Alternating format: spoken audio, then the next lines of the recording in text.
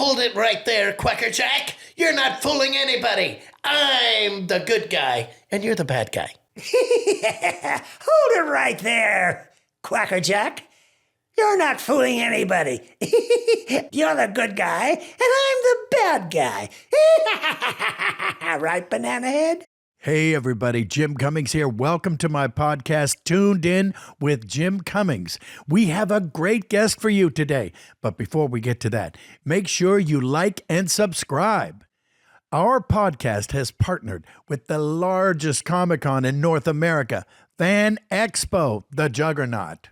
We're touring all over North America live, so get your tickets and come be a part of the live audience. It'll be fun. Go to fanexpohq.com for the tickets. We'll see you in a city near you, or a little bit away, but you can drive. And with all that said and done, sit back and enjoy today's episode. And as always, thanks for tuning in to Toon'd In with Jim Cummings. Welcome back, everybody, to another episode of Toon'd In with Jim Cummings. I am producer Chris, joined as always by the legend himself, Mr. Jim Cummings. How are you doing today, sir? It's yet another day in paradise. It sure is. And we're here to prove it. Stay tuned. Absolutely. And we have a great guest for you today. But before we get to that, I have a couple announcements to make. If you didn't know, we're actually doing this podcast live in partnership with Fan Expo this year. Yes, you heard it. You can actually see this podcast recorded live at multiple Fan Expo shows, and I'll announce them for you right now. The next one that we have coming up is Philadelphia, May 29th to the 31st, followed by Chicago, August 14th to the 16th, Toronto, August 27th to the 30th, Dallas, September 11th to the 13th, and San Francisco, November 27th to the 29th.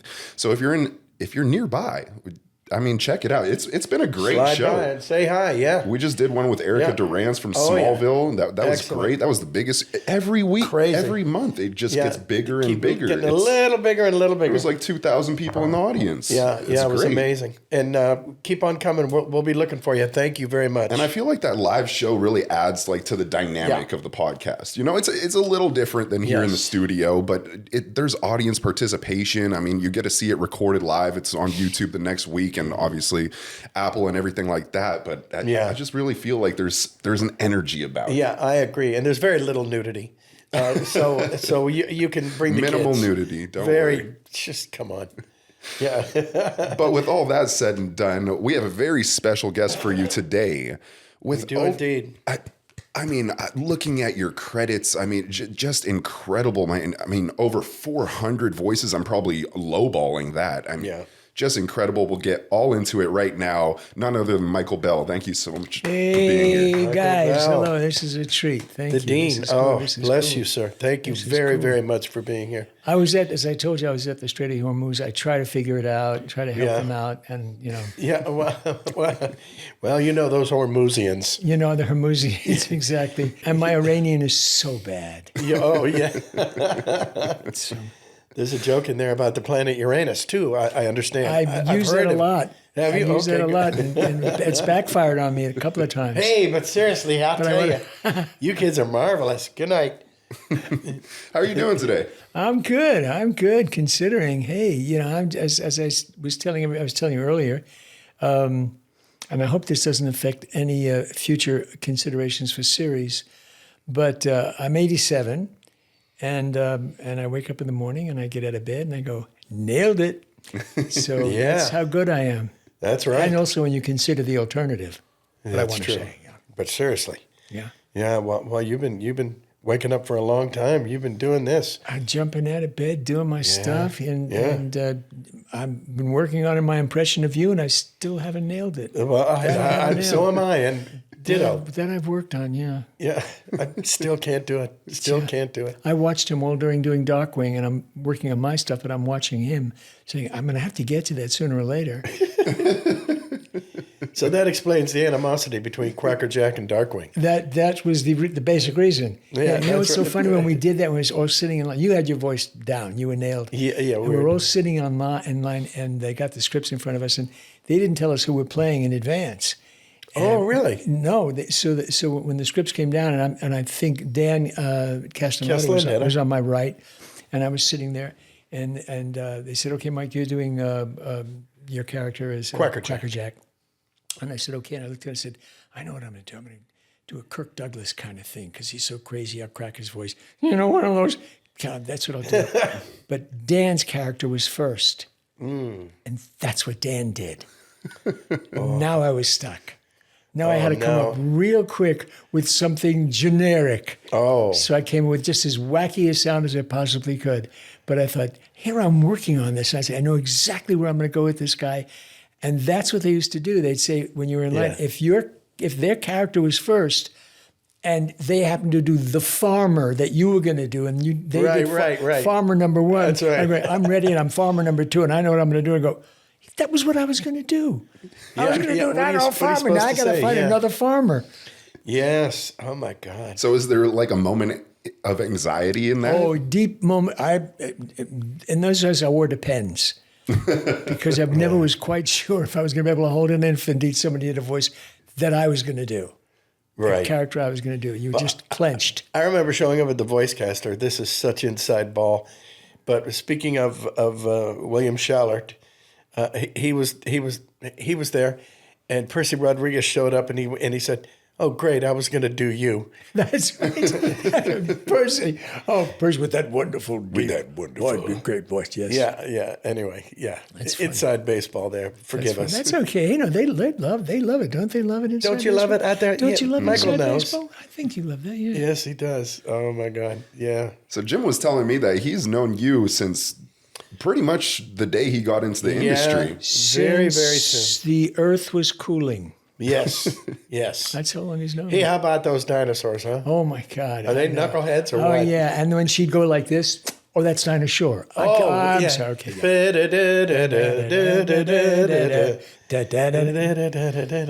And we were both old. Oh, Thank you. folks. Yes. We know the jingle from the Dinah Shore show. Oh yeah. People are going, Who the hell's Dinah Shore? Who the heck is Dinah? Yeah. Who's Marlon Brando? well, she was with Burt Reynolds. Who's Burt Reynolds? Remember Joni Gerber? I do. Joni Gerber was a great voice person, and we were called in to do some voices for a movie called The Man Who Loved Cat Litter, Man Who Loved Cat Dancing. Yeah, close. And he was there, Reynolds, and it was his film, and we just kept imitating him, and he didn't know it, so we knew we were different. We knew that we as voice people, even though we had done some on camera, as I'm sure you done, but we knew we were different because he never got us. He'd look at us literally like we came in to clean the studio. We were joking and playing and doing voices and shtick, and he was off on the side going, fixing his mustache. So that's so great. I did a show with Tom Kenny and Peter and all these great people, Carlos Alazraqui, and I convinced everybody to do all of our characters as the character doing William Shatner. Oh, wow. The character doing William Shatner. And we got, and I remember Peter, our producer, writer, he said, maybe, and it just could not have been more trepidatious.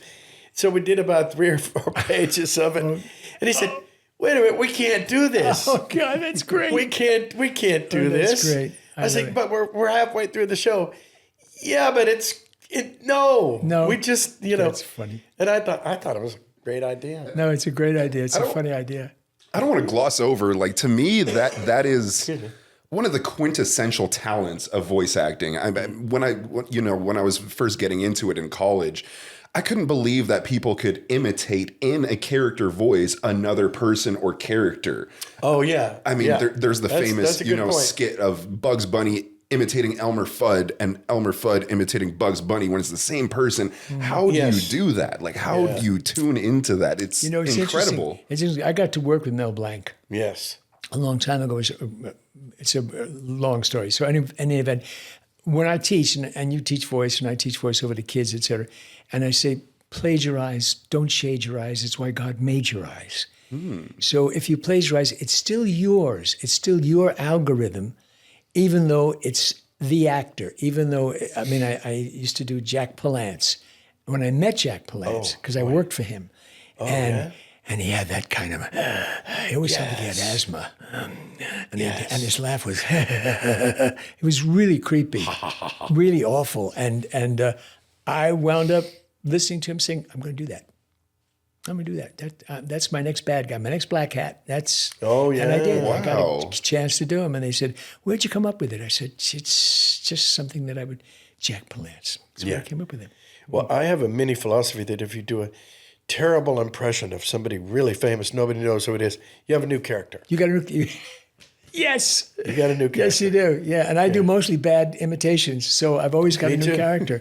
I do Me lots too. of imitations. Me too. And if you put two characters together, and then you have a new character. Like one of my favorite guys is a guy from Star Wars, Hondo Ohnaka. I've told this before, and he is Charles Bronson and Yul Brynner put together. Now they'd have an ugly kid, Yes. Ooh, ooh. but That's you'll forgive me. That's a butt baby. but that's a butt baby. Yeah. Yeah, ditto. I haven't heard that term in so long. That's a butt baby. But he'd look like Hondo and sound like Hondo. So there you go. That's funny. Tell no one what you have learned here today. Well, speaking of Star Wars, I heard a great story that you told on another podcast about your involvement in Star Wars. Oh, And yeah. seeing it for the first time. Do you mind sharing that story? Oh, I really know. I really got my finger on the pulse, don't I? I once told Jack Nicholson to get out of the business. Yes. And we were in class together, and Yeah. I'd seen him in a film. I think it was a horror film, a Something Corman film, 13, wasn't it? like The Crow or the Raven with Yeah. Boris Karloff. And Jack Nicholson has yes. got tights on it, and legs like a stork, and he's running around with his hair combed down. And then I saw him driving in his car. We were driving it, and I leaned over. I said, "Jack," and he waved, and I said, "I saw the Raven." I said, "Don't give up your day job." And he went like that, And don't I know it? Did I predict his future? Did I Boy, not predict his yeah, future? you nailed it. Same thing with Star Wars. Lucas called me in. God. He didn't know me. I came through the agent, obviously. And I went in and he said, "I want to show you what we're doing." And he ran the dailies. And I looked at it. And he must have seen my face because I see these guys with flashlights. It's obviously before they have the thing, whatever. And they're going, on that. I'm going, what? And one kid's a surfer. And the other one is this guy who I thought was very stiff. And I went, oh, wow, okay. And he looked at me and said, it's an action picture. It's not an acting picture. And I said, oh, okay. I don't know what that means, but sure. And then I said, Alec Guinness has the thing. And I said, great. So I start to do the voices that he asks me to do. Would you replace this guy? So it's a guy at the council. And he says something to Darth Vader. And Darth Vader goes, oh, and the guy starts going, Oh, that guy. Yeah. So after he does, I said, okay, I did it. I said, can I make a suggestion to you? I didn't even know who Lucas was. That's how much I knew. And I said, why don't you leave him alone? He's good. He's doing a nice job. And he said, well, he's British. I said, well, so far, everybody I'm seeing is British. And he said, you think he's that good? I said, yeah, I want to work. Find somebody for me. Because they had asked you to dub his They voice, asked me right? to dub his Yeah. voice. And I said, he's really good. So he left him in. And I thought, this film, please. And then, then they said this other guy, this older dude out in the, talking to Princess Allura, whatever her name is. Yeah. Aurora. So they're talking to her, and I said, yeah, I'll do him. I got to work. I do his voice. Then a bunch of the guys in their plane going, oh, I've been shot. Oh, I'm dying. Okay, I'm over here to the right, etc. And then I leave. And then years later, a year later, 2 years, whatever it is, I'm with a bunch of buddies, and they say, we're going to go see Star Wars at Grauman's Chinese. And I said, I'm out. Not doing it. I saw that. I love sci-fi, but that's, it's caca. And they went, come on, Mike. And they dragged me in. We got on the line. I'm standing in line, and the guy starts passing the joint around, and I'm going to need this. Okay, fine. Watch it. Sat down, started. After it was over, they said, whoa. And I went, whoa. They said, what voice did you do? I said, I haven't got a friggin' clue. That was great. I have no idea. Years, and I had never seen it after that until years later, until I stopped getting or never got residuals. Oh. Never got residuals. Never got as bad. Went to the Stop agent. getting's not that Went bad. to the agent and said, it's been a while, and I never got residuals. They contacted the company, and the company said, prove that you did it. Oh. And this is what? 11 years later, because it never occurred to me. I mean, I had, like you, a garage full of contracts that I finally had to shred because I couldn't get my car in. Mm-hmm. That was the one I shouldn't have shred. Wow. Because I did have a contract. I said, but I got a contract. It proves that residuals, because I never did anything without residuals. Yeah. Ever. Sure. Once they came into being in 71, 72, something like that. And they didn't want to go to court. And they said, well, if we go to court, we'll kill you. Yeah. Good luck. Good luck with Let me fighting know. with this. We'll be right here. Yeah. Yes, right. Yeah. So that's my story. Oh, baby. I love that story. Yeah. I could have bought this block. Yeah. With the residuals were. Instead, you did it with 2 words. Butter. 2 syllables. 2 syllables. Butter. I knew I didn't have to say much, did I? Parquet. Yeah, I that's call my right. house Los Residuales. Yeah, that's right. Casa de is that it? Yeah. Really? Los Residuales is the house. Yeah, that was a famous story going around the community. You know, Michael's house was bought by sand butter That's right.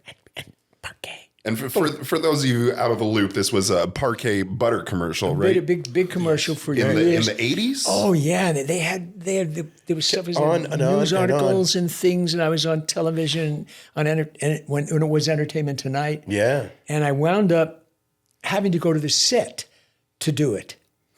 And because they said, now Make we sure it's want you to done do right, this, yeah. to work with the people and work with people who are now gone, who did on-camera stuff. And I had to sit there and off camera, and I had a little machine that I would move so that the lid would go like that, butter. And I go, butter, parquet, etc. So how was language used on the Canadian language? Yeah. It's a little bit of okay. Okay, a little bit okay? Yeah. I mean, Okay, I'll it's not going to be. PG-13. You can get a couple F words in there. We don't go full McSwain. too full. Okay, But we full do. McSwain. Full McSwain. Oh my God! Wait, my hair's turning white thinking about it. So we had one where there was a couple of kids came in and they were at the table and they're making breakfast for mom. Oh yeah. And they said, okay, go ahead, Mike, and I do the thing with butter parquet. And the kids laugh, and it's okay. But by the second and third take, the kids are going, ah, and it's terrible. So the director doesn't know what to do. And I said, let me get under the table. I know this sounds gross, but I get under the table, and these 2 little patent leather feet are kicking. And I said, okay, roll it. And they roll it. And he goes, let's make mommy breakfast. And they go, okay, make mommy breakfast. And then Lyd goes, butter. And I went, cockapoo. Well, they weren't expecting it, and they broke up. Yeah. They got a sugar. The second time they started again. I went, pee-pee caca. Oh God. They fell apart. I went, pee-pee caca doo-doo. No matter what I could do just to keep it there, they were hysterical. We got take after take after take because something funny was going to come up. Yeah. We break for lunch. Oh God. And I'm standing and I'm talking to the assistant director, and the director comes over and he says,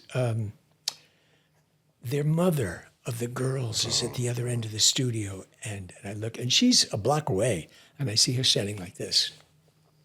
And I said, what is it? And they said, she doesn't like that language, and she doesn't want to use that language for the kids. Oh. And I said, oh, well, how about I say, cocksucker, motherfucker. And he looked at me and said, you really want me to tell her that? And I said, yes. Yes. So he walks the length, and I watch him. She's like this, waiting. And he leans into her, and he goes, and she goes, and I went, she walked off. I got to do cockapoo, doo-doo, pee-pee, wee-wee through the rest of the day. Oh, okay. Ding, ding, ding. Ding, ding, ding. Oh, That is man. hilarious. That's Dos Muchos. Now, you put that in your book, right? I mean, how to break into voiceover. How to break into voiceover. Sure, Yeah, absolutely.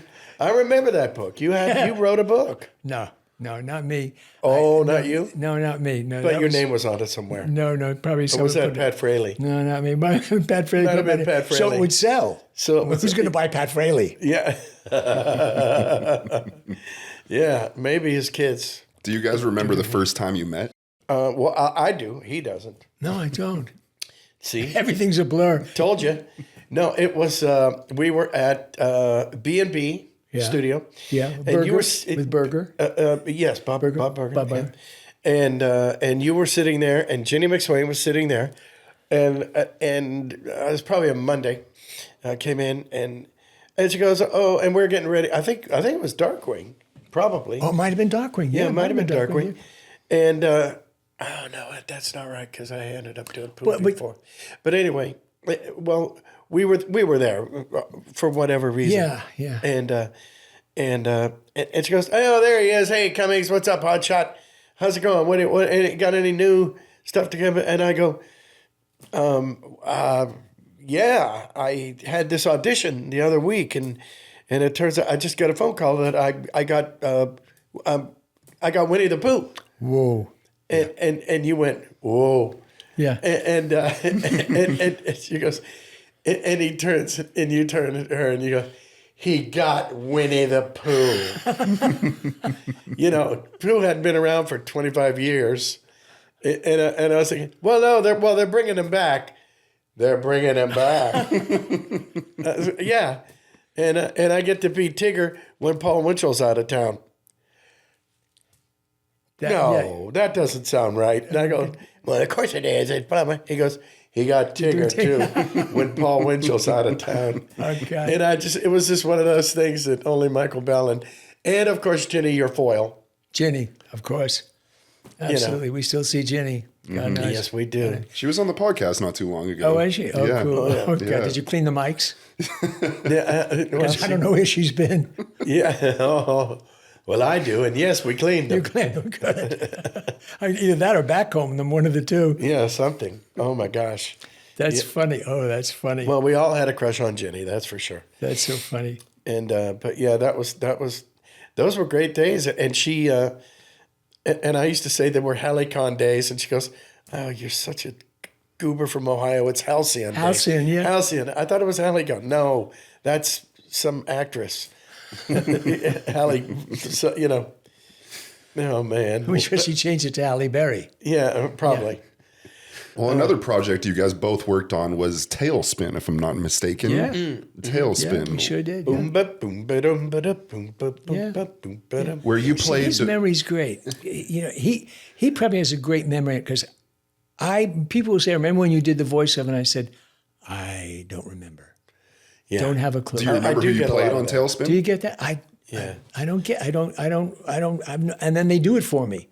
And I Yeah. still don't get it. Yeah, they do it for you badly. Thank God, it's very badly.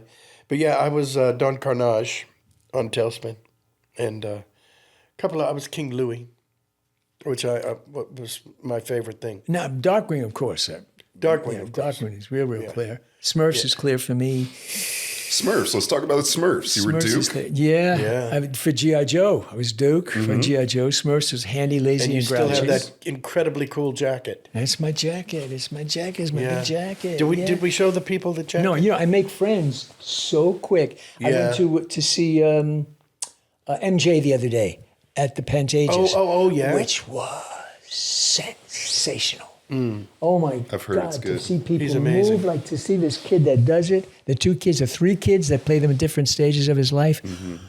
Did anybody ever move like that other than Michael Jackson? Did anybody? But what's so great was he took. Now this is great.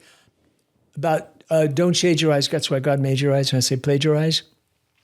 They showed during the curtain that came down, it had his notes. And the notes was watch Fred Astaire, Yeah. watch, what's his name from Chicago, Bob Fosse. Watch all these movies, and he lists all the movies. This was his notes, all the movies, all the great musicals and the dancers, and the Nicholas Brothers from way back when, the Nicholas Brothers, the early movies. Gene Kelly. He watched them, and that's how he designed his new approach to dance, to music. Because up to them, it was just rock and pop. You know, he was doing great stuff, but it wasn't what made him the super guy. Right. Anyway, this is my jacket. This is So cool. Oh, my gee. jacket. My wife and daughter got it for me as a gift because the one that they gave to us, rotted out, that the studio gave to us, just literally You rotted can just out. throw it in that chair if you want. And you know what's funny is that Frank Welker never, ever wore his until I started wearing mine. And I saw him in a recent, at the Megatron event. Oh. I saw him at Megatron, and he said, I went, War of the Jackets, and we did a whole thing. Oh, about War of the yeah, yeah, Jackets. yeah. He finally had his jacket. Frank. I said, I want your jacket when you die because I can make a fortune on eBay with that thing. I can do so really nice of well. you.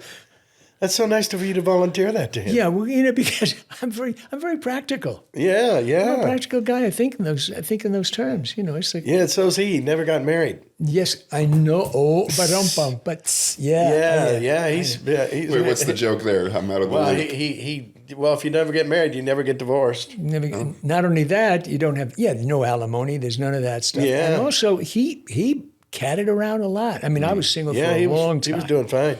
I was single for weren't a worried about long Frank. time. Yeah, but Frank just was dating everybody that walked. Mm-hmm. Yeah, but funny thing about Frank is gentle, sweet, Could not be a nicer such guy. a nice guy.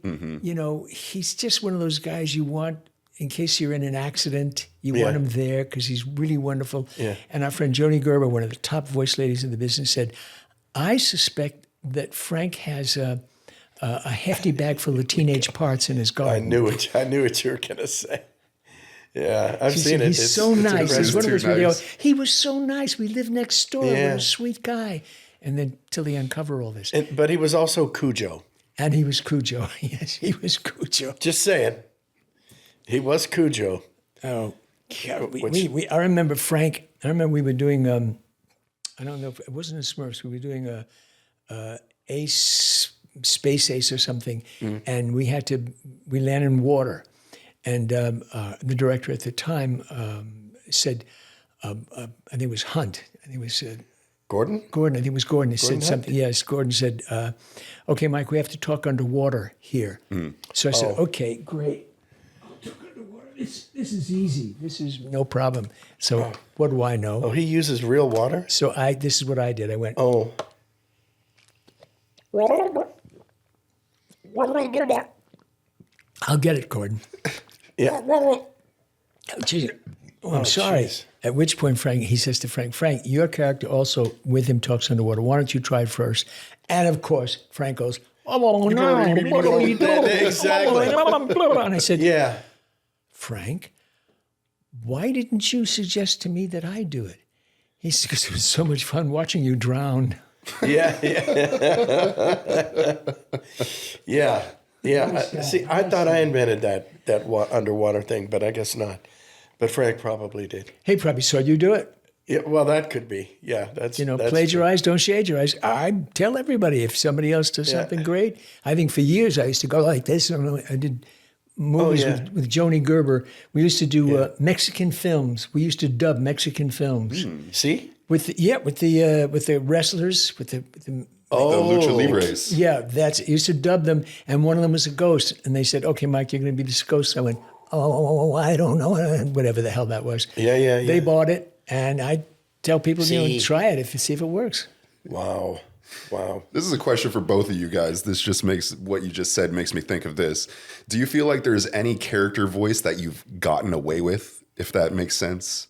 You tried something very off the wall and you were surprised that they liked it? Yeah. What was your? No, the first one that comes to mind,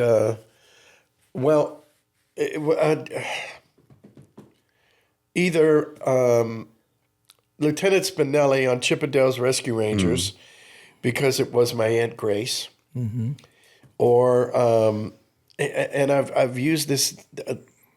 I was Well, we got to Goliath. hear the voice for the viewers. Oh, yes. Wow, Lieutenant Spinelli, you know what I was trying to tell you there, guys, is don't forget to remember. That's the first thing that you want to do. It's your aunt sounds like Yeah, and God rest her soul. And then the other one was my Uncle Sam. Oh no, that I would always expect to be great. Yeah. I would say that's not getting away with anything. That's wonderful. Yeah, that's great. Uncle Sam. But that was how he talked. Well, I did an Aunt Pauline. I did my Aunt Pauline from Brooklyn, or Yeah. from New York, and it was one of those things at Hanna-Barbera where I was a ranger, and I'm talking to the character, and I said, "Don't like a you ever Yogi do Bear? that? Don't you ever talk to me like that? And get out of the park because you're not staying here." And I thought they're not going to buy this. And so we like that, Mike. They keep with the cat. Okay, good. Aunt Pauline, thank you very much, wherever you are. Yeah. For that. And you've done that too then. You've stolen like your school teachers and your Absolutely. That's the concept of plagiarizing. It's family, friends, people that sound a certain way. It doesn't have to be celebrities. won't sue you, perhaps. That's And they good. won't sue you. Always good. Yes, Katharine Hepburn. I've done Always a Betty plus. Davis. I did, what's her name? Who was the famous chef? Female Julia chef. Childs. I've done Julia Childs for a commercial. They were casting only women. They wanted Julia Childs, and none of the women then could do Julia Childs. Wow. And so I said, why don't you let me audition for it? And the agency said, they just want women. Well, just say Michelle Bell. They won't know. I said, so I did this thing for Ford. And I said, this is a fabulous thing. And I did the whole thing. And I made it sound like she was eating. So I'm showing the steering wheel or something, etc. And then it's got the turbo engine. Yes. And it's just a wonderful thing. And they bought it. Wow. And I did. I thought, whoa, okay, guys, now. Yeah. I mean, I was studying Betty Davis. I was studying Katharine Sure. Hepburn, and I studied her. Yeah. That's Yeah. great. What a great idea. Yeah. Yeah, I'm sure multiple voice actors will hold this opinion, but somebody we had on the podcast, I can't remember who, maybe it was Jess Harnell. I think maybe it might have been Jess, but he was saying, if you're trying to get into voiceover or whatever, don't only do impressions of, the same sex, do impressions of the opposite sex, because that adds a little twist, Yeah. Absolutely. Well, Joni taught me that. Joni Gerber, she did, the crowd is much too young, but Georgie Jessel, the famous Georgie Jessel, who was the Toastmaster General, and he had a leaky eye. With and the it was Georgie Jessel it with looked the like that. thing in the Exactly. article. And she would say, hello, this is Georgina Jessel. My eye is leaking. I'm so sorry, and my metals are rusting. But I would like to say to you, and that's exactly what and I said, you can do that. Then I'm going to play women. I'm going to do women's voices. I'm not going to do anybody out of a job, but if I can do it, I'm going to give it. So I would do Betty Davis for a character. Sure. I did one for an on-camera. I did one, an Ironsides with. Oh, wow. When I was guest starring on Ironsides. Terry Mason. And I did a guy Raymond kind of Burr. like that. What's that? Oh, you're such a fool. I did not over the top, but he was he ran an improv group, and one of the members got killed. And so I was doing this, and I said to at the time to the star of the show, Raymond Burr, I said, Raymond, I'm going to do something with this guy. He's just not over the top. Will you go with it? And he said, go. And I said, great. So I said, so what's your name? As the character. And then he says, I said, oh, you're very cute. And I jumped in his lap, and he wheeled off with his wheelchair. God, and he wheeled off. And he wheeled off with the wheelchair. And the director, standard director, not your great. Right. And he's looking at it, he goes, what the hell is that? Yeah. That's not on the script. What is that? Wait a minute. I don't see that here. And he and I are laughing, but I continued with the character without him wheeling off. Oh, geez, and I played him that's just hysterical. slightly running this acting group. Okay? Really? Not on the nose. Just enough to make him a little bit. Right. Like he does impressions, but he doesn't think he's gay. Right. He's just pleased. Just pleased to have to do that. And the shoulder helps. So that's another thing. You ask about you because you got a good announcer's voice. Thank you. God knows. Yeah, doesn't he? Yeah, really good voice. Really good. That's the thing I say when people say to me, when you do it, don't, and I watch him too, you don't stand there with your hands on your sides. You really, you are doing on camera to some degree, and that's going to help you motivate there. Because if I'm playing a good guy, I stand with both feet on the floor, knowing I'm never going to get this on character. I never play this on character. I'll never be that character. But I stand there and I think John Wayne, Clint Eastwood, one of the guys, Ryan Reynolds, whomever, and I stand there like that, and I think in those terms, and Absolutely. I get my eyes in that level, and I stay there. And if I'm playing a Weasley character, I just immediately creep into him, get small again, like this, and do all that stuff. So if it's on camera, you would see that. But it helps me, and it helps me build that character, and he does the same thing. Yeah, Jim, you've talked about that multiple times. Yeah. Especially with Pooh and Tigger. I remember Entertainment Tonight came way back during the very, very, very first season of Winnie the Pooh, The New Adventures of Winnie the Pooh. And I was and they were behind me, and I was doing Winnie the Pooh, And I realized, and before the sound came on, I knew I was doing poo because I stood there and my stomach was back. And then when I was doing Tigger, I was there, and I didn't even know I was doing it. You do it. But you just do that. It's, when they say you're voice acting, yeah, but you're acting. Right. Yeah. You're still on camera. No matter what happens, you're still on camera. You still have that feeling. Yeah. It's like Jess Harnell says, voice acting is very small V, but a capital A. Yeah. Okay, cool. I like that. That's not bad. That's good. That's good. I like that. Yeah. I remember when we did the Smurfs, and we had to do I played 3 characters on Handy, Lazy, and Grouchy, and I remember when we had to do it. It was adjusting to those different characters and making them smaller and be smaller. Because if I was lazy, I would do this kind of thing and just whatever it was. And if I was Handy, what are we doing now, Papa Smurf? And I'm backhand. At Grouchy, I was really whatever the heck it was. You get into that, except. After one night, it was when I first met my wife, Victoria Carroll. And she was a first date, and she'd come to my house up on the hill. This is before I bought this one. And we're sitting watching a Peter Sellers movie, and I'm getting hungry. It was the first date, and I'm nervous, and we're sitting, beautiful, beautiful woman, and she's sitting watching television. And I said, would you like something to eat? And she said, no, I don't do anything like that on a first date. I never eat food. Really? I said, okay, I don't want to look human. I just want to look the way I look. I said, okay, great. So I went inside, and I got my banana bread that a friend had given me, and I took a slice and toasted it, and came back in and ate it. I started to get a little dizzy and feeling a little strange. So I thought, maybe I need more food. So I went in and slapped another slice of banana bread and toasted it up, and came back and sat down. And I was sitting there. And she started to comment on the movie with Peter Sellers, and she said, isn't this great? He's such a talent. But it was like this, isn't he great? He's such a talent. And I went, oh, great. What is she doing? Why is she doing that? And I thought, oh my God, I'm stoned.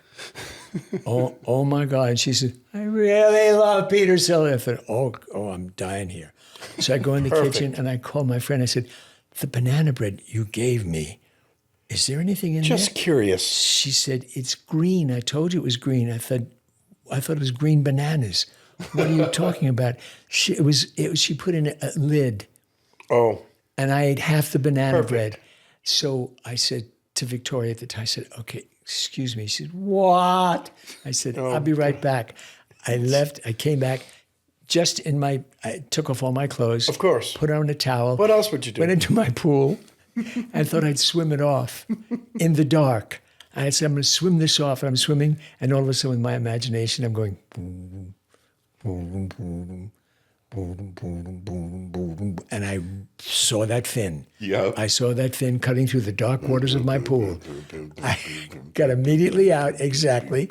And I just sat in this, and I had a sunroom, just sitting there. She came in, she said, are you okay? I said, I'm so sorry. I'm stoned. And it was a terrible night, really sick. Yeah. Next morning, Smurfs. I go to work with my sunglasses on. Come on, my baby. Come on, all honey. the seats lined up in front of, and we start off with la la la la la la, the song. Oh, Jesus. And I hear this in my voice, in my ear, and I'm dying. That must have been a delight. I am dying all morning long. And everybody's looking at me and they think, why you got sunglasses? My eyes hurt. Yeah. And it was just all morning long going, well, what do we do now, Papa Smurf? Oh, even my own voice was killing me. Yeah.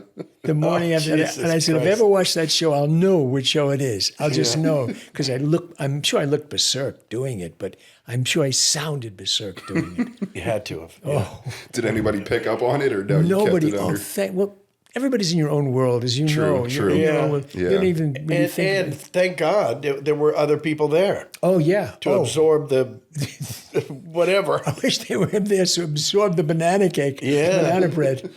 Oh my! Do you have any with you by the chance? No, as a matter of fact, I don't. I was going to bring some for you. Actually, I know. Well, there goes our after party. Yeah. Oh, man. I want to bring up a character that you did that I'm personally a big fan of. I was telling Jim about this earlier before you arrived, was the Fear from Metal Gear Solid. Yes. I thought that was a great character, a great game. Yeah. And Can you just speak to? Sure. I remember when we get it, when you get it and you remember, they just give you a photograph. Yeah. They say, which one do you want to do? And I said, Yeah. this looks good, this drawing, whatever it is, this guy.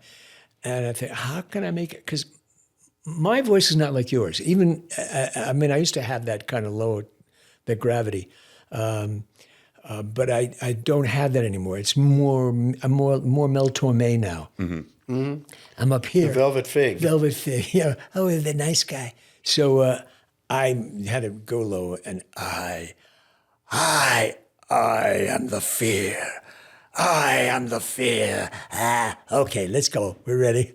And to work that out. And when I saw it, it was so great because you don't see this. Yeah. Most everybody doesn't know. We don't get to see these. You just wind up doing it, and they paint the voice, whatever it is. And in my opinion, that whole game franchise might be the most cinematic video games of all time. It's wonderful. And you know what I love about that franchise is every time they introduce a character, say the Fear, the character name comes up and it shows the Fear. He drops into the scene, but then right beside it, in parentheses, they say Michael Bell, Yeah. like the voice actor. Isn't that strange? And they That's give so good. much. I love Did you ever that. meet Hideo Kojima? No. No, never met him. People ask me about the artists of half the shows because I do a lot of games. Yeah. And I don't. And I think I recently met some. Recently, because they picked up a game I did called Soul Reaver. Oh yes. They picked that up because I wound up being Soul Reaver, and it's called Ascendance. It's coming out. This is like the 4th permutation of it. So Diablo to Soul Reaver to Defiance to Ascendance, which is brand new. And got to meet some of the artists there. That was a little bit different. Yeah. Finally got to meet the guys. I just asked that because, in my opinion, I think Hideo Kojima is like literally a genius. Genius. Not even exaggerating. I don't use that word lightly. No. And I actually got to meet him a couple years ago at the Video Game Awards. I was there with my dad, who's also a voice actor. And we were lined up to go do the walk through, the step through on the red carpet. And we're in line, and I see Hideo Kojima in front of us, and I was like, "Oh my!" Like it started shrinking, and I was like, "No way! I admire this man so much." And you knew who he was. Oh yeah, physically, 100%. A lot of people wouldn't. They would he's just a name. Oh yeah, Yeah. No, I saw him, and I was like, "Oh my God, that's Kojima-san!" Like, Daddy, do you know who that is? And I was like, "That's Hideo Kojima." Yeah. And usually I'm not like this, but I had to just tap him on the shoulder and just be like, "Mr. Kojima, you are amazing. I just love your work. I just wanted to introduce myself." What was his response? He just, thank you very much. Thank you. Just very grateful. Yeah, pretty much. Yeah. But that was like, I'm usually not starstruck. And I wouldn't say I was starstruck in that moment, but it's just like phenomenal. Respectful. Hey, I get starstruck. When we have our fans that come up and they tell you how they grew up with you and all that stuff, amazing, and yeah. how wonderful it is, and it's really great. It hit me when there was a guy, and you'll know who I'm talking about, who was at the table opposite me, and I looked over and he had a huge poster of Bambi, gigantic poster. Oh, and I I know who saw you're it, talking about. and I looked and I went, "Oh my God!" So I said to my handler, I said, "I'll be right back." I walked over. I said, "Where'd you get that poster?" And he said, "Well, I've had it for years." I said, "That's an original." He said, "Yeah." I said, "Who gave it to you? Where'd you get it?" And he said, "Well, Walt gave it to me." I said, "Walt who?" He said, "Walt Disney." I said, "Walt Disney gave you that poster? Why?" He said, "Well, I was the voice of Bambi." Yeah. There you go. Okay, I was stunned. I grabbed this poor guy, Donnie, now we know each other. I grabbed him. Oh my God, I gave him a big hug. Oh my God, that was my childhood. Oh my God. And he got so excited. Can you say flower? Yes. Oh my God. Oh yes. When he said Right. flower. I just so great. And I'm told that Thumper, the guy who does the Thumper, is at these things. I've never seen him. I've never met him. And of course, we all know I've met them at Margaret, the who is the principal figure for Tinkerbell. Yes, Tinkerbell, yeah. And once we were at dinner, I met her because we went to dinner, Yeah. and she's in her 90s or something. Yeah. And She and I presented awards about 5 years ago at the Annies. oh, how nice. Yeah, and she was just She's a enchanting. sweet. But she was sitting and we're having dinner at some Japanese restaurant and one of those events, and I leaned over. I said, "So you and Walt Disney, you knew him then?" I said, "And I mean, not that you're not great looking now, but you were a babe." I said, "You were really, those photos that you have of yourself young, you were a babe." Famous And pictures. She said, "Well, yes, I was." And I said, "So you and Walt, Margaret, you and Walt, did you ever did you ever, you and Walt?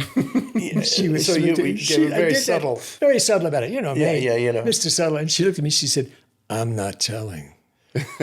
Oh, thank you for verifying She that. is so cool. I'm not telling. She is so cool. I thought she'd go, oh dear, oh no, not me. And then you went, yes, you are. Yes, you are. You're telling. Well, speaking of the voice of Bambi, what was his name again? It was- Donnie Donegal, I think. it was. Yes, Donnie Donegan. Yes, Donnie he was on Donegan. the podcast for anybody watching who wants to check out that episode. It was Check a couple out months Donnie. ago. Oh, God. He's Yeah, so, and he's what a such- life he had! What an incredible And life! he was in the Frankenstein movies.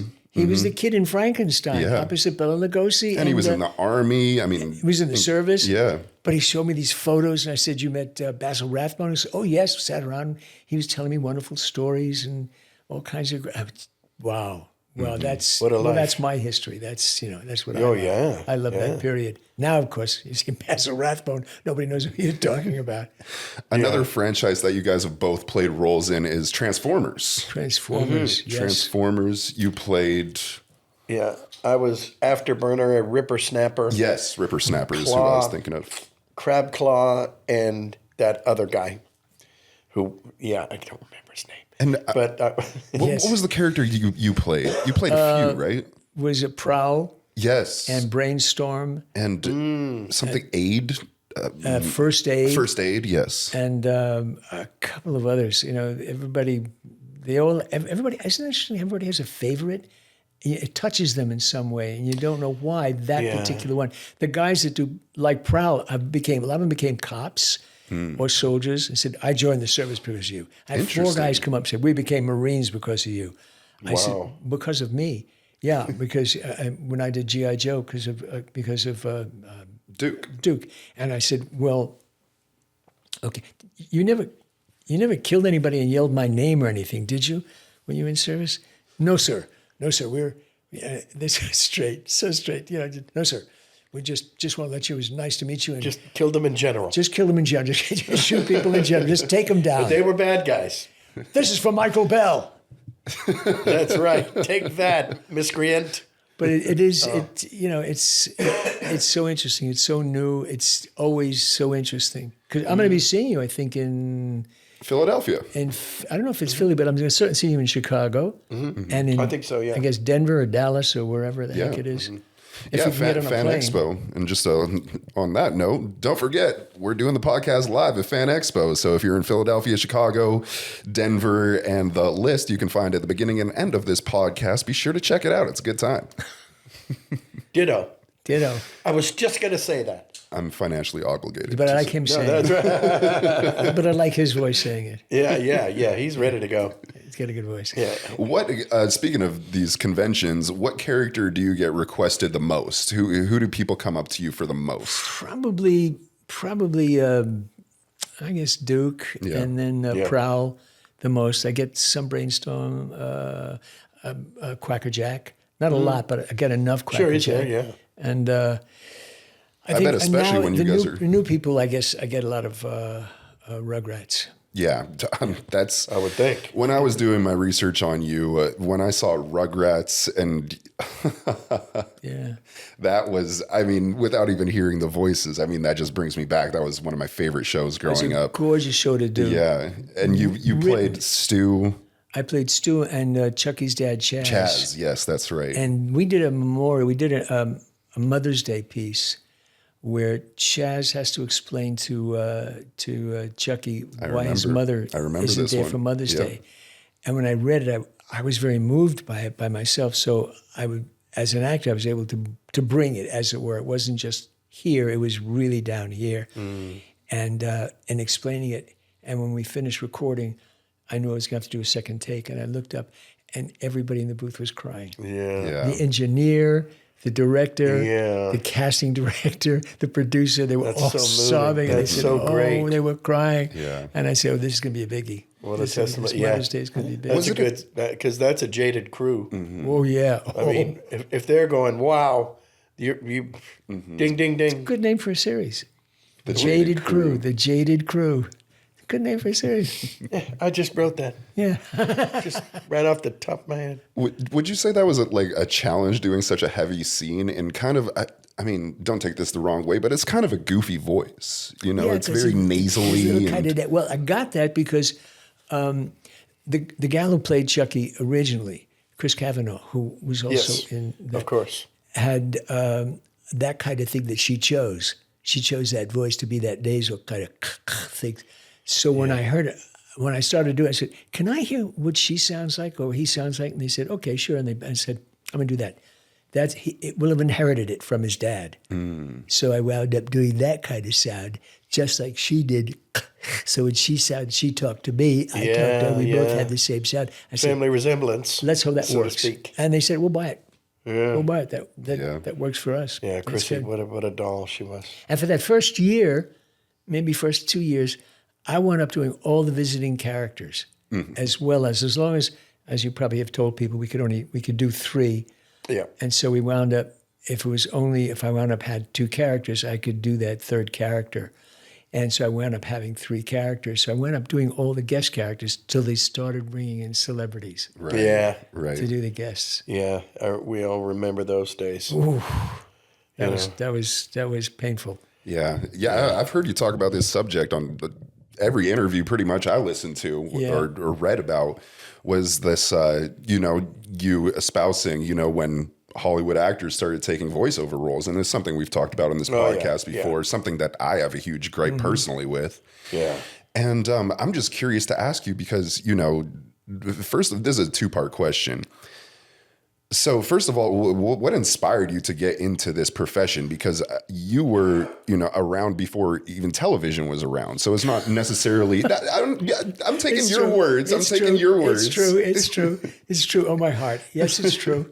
I took those are verbatim words That's that I right. heard you say. Before television was around, right. I remember sitting watching the. Radio? No, watching radio, watching the television. What is it? It was like an Indian or something. And it was just Off air. and thinking, isn't that great? A bunch of us sitting in Brooklyn, our friends in Brooklyn, watching the test pattern, going, ooh, isn't this great? Yeah, ooh, it's just a picture. Wait, and it was right after The end. Oh, yes. Oh, yes, of course. That's when TV ended. That's when TV at night ended to the Star Spangled Banner, and it was over. Yeah, the 3 channels were off now.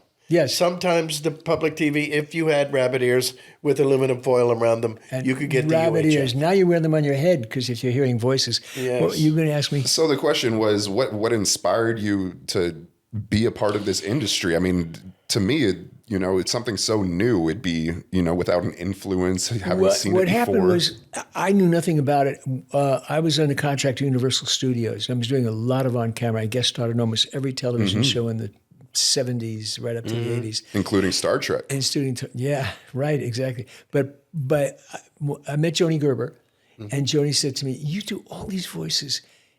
Why are you doing on camera? I said, because I love working on camera, I love acting. And she said, but you have all this ability to do all these other characters that you'll never play on camera. Why don't you get involved? And I said, okay. So I slept with her. And, Sure, that's when when you were involved. That's when she told me I had a good voice. That's right. And so she introduced me to Bud Davis over at Cunningham. And she said, Bud, listen to him. We did a tape in her house while she played the piano and was going in the background. She's going, she's doing stuff. And I'm doing just voices that are stuff I wrote. And he listened. He said, okay, I think that'll be good. And bless his heart, Bud is gone now, but bless his heart, to get me started, he got a call from a producer over at one of the studios, and she was looking for another actor, and he was not available. Oh. And he said, let me send Michael Bell. And she said, I don't know who he is. He said, just try him. I don't know who he is. I'll tell you what, let him come in, let him record, and if you buy it, you don't have to pay him. Okay. As a way to get me going. So I went in. That was your jump start. That was my jump start. It was like a lost leader. I went in, met with them, and I did the thing, and I left, and I came back, and she said she loved it. She's paying you. And from there on, I started to do albums, voices for albums. Interesting. For recording, yeah. What kind of albums? I have no. What was it? Comedy or No, the musical albums. What was? Oh God, the studio up on La Brea used to be the Charlie Chaplin studio years ago. Then it became yeah. the other studio Right. for the guy who wrote Tijuana. Yeah, Blue, I know what you're whatever. talking about. You know whatever. I can't remember his name. And they had a studio there. It was the old Charlie Chaplin studio, Mm-hmm. and they were doing records, all the records, folks, records. And I was doing promos for these records. For all these wonderful records. Yeah. Wow. Very And it was interesting. good gig. I mean, geez, it was a great gig. Yeah. But he sold me, and Joni brought me to him, and that's where I got, excuse me, the voice of butter when they brought me in. No It's just way. one word. I said, "Well, what?" I said, "What is this for parquet?" He's going to say butter. I said, "Okay, what am I doing?" They explained, and all these we're all going in and out, voices in and out. I said, "Who cares? It's just one voice. Who cares?" Ooh. Wow. Yeah. Isn't that wild? Who cares? Yeah, I remember bet. when I first started the business. I'm so sorry that I cannot remember this man's name, but I lived down in Corona, California, when I made my first demo tape. So I would go back and forth. I was right in the middle between San Diego and L.A., so I would go to San Diego a lot to do back when I just first started, and I met a man who was in the business. And we were doing some kind of comedic spot, and I was always the comedic doofus in the spots of radio. And he said, "So how long you been in the business?" I go, "About an hour and a half."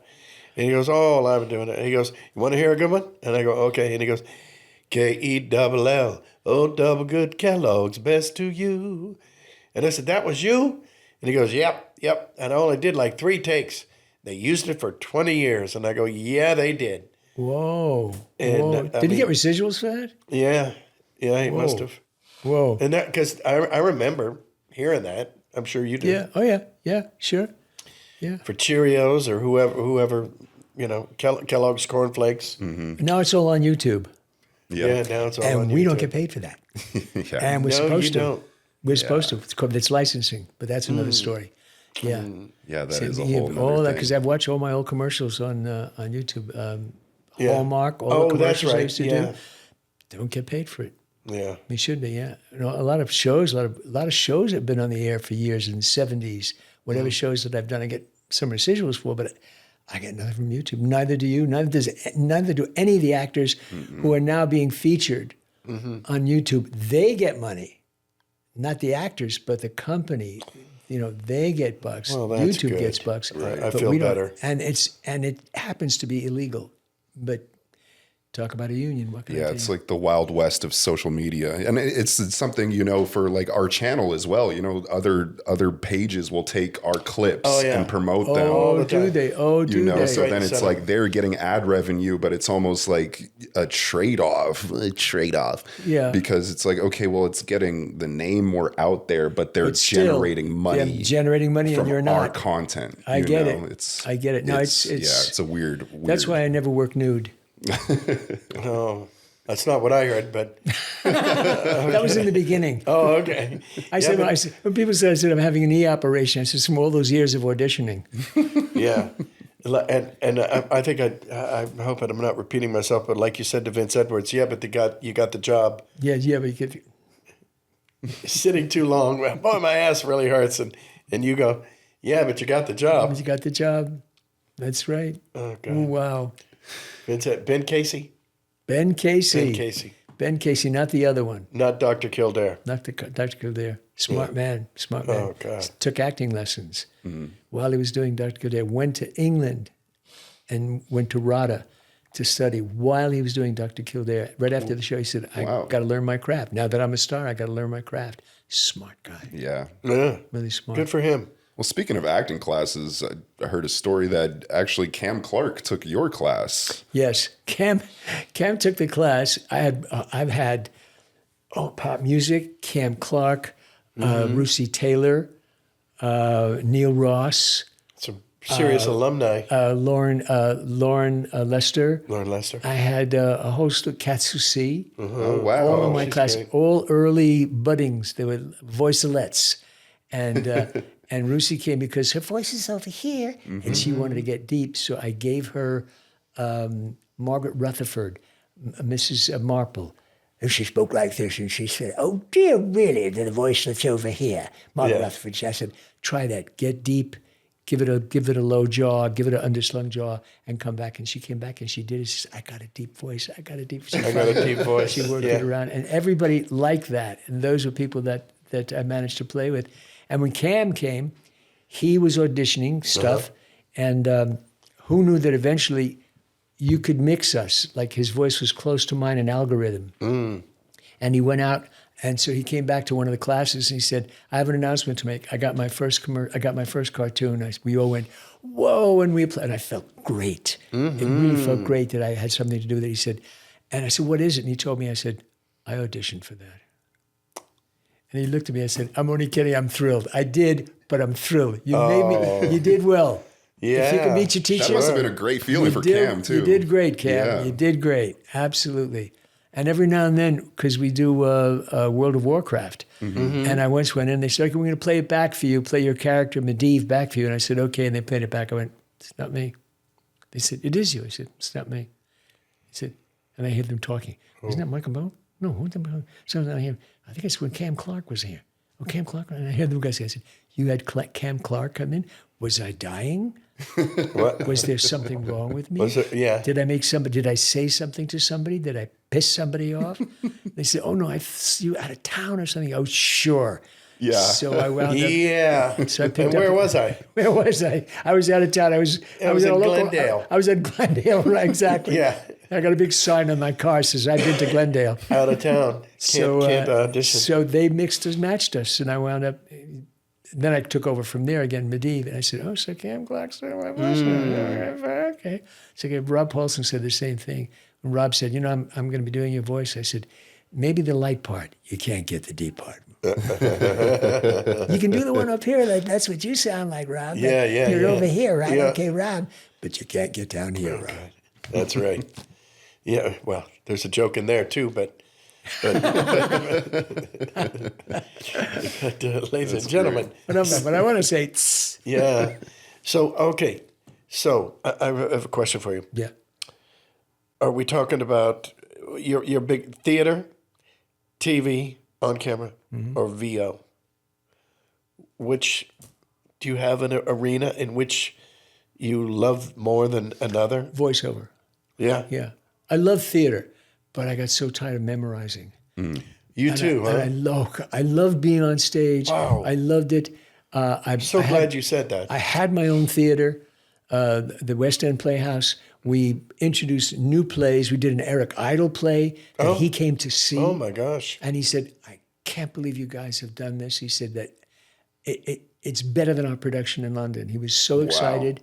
And recently my daughter, who's an actress, Ashley Bell, who's in the Groundlings, was doing stuff at the Groundlings, and Eric Idle was there for something, and she was part of the group. And she mentioned to him about the play that we had done, his play, and he said, "Yes, it was in the Valley.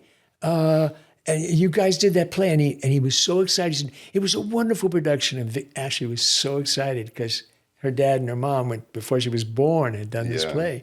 Wow. For Eric Idle. And we love doing it. We love doing theater. But learning lines was a killer. Yeah. I loved it, but learning lines. I think that's why I ended up, I ad-lib notoriously. And I think part of the reason I ad-lib so much is, even when I can read it, is I just couldn't memorize the lines. Yeah, I know. So I did, well, I'll tell you one thing, and then here comes the BS, and that's how I got through it. I did a soap opera. Can you imagine what life must have been like for me? I did a soap opera called Morning Star before Days of Our Lives. It was the precursor to Days of Our Lives for a year. I was just out of the Army, and I got a job, and I was making $125 a week. Oh, quit bragging. And there was a lot of money for me. And I had, since I was the new guy in town, I had all the exposition. So when Mrs. Westmore was murdered, do we think that Mr. Westmore did it, or do you think that she took the pills herself? And I'm having to learn this. all night long. I'm up all night long. I must look like 80 years old the next morning when I went to the set at MEC. And they had cue cards, and I refused to read the cue cards. Oh? And I learned the lines, but it was every night I'd be like this.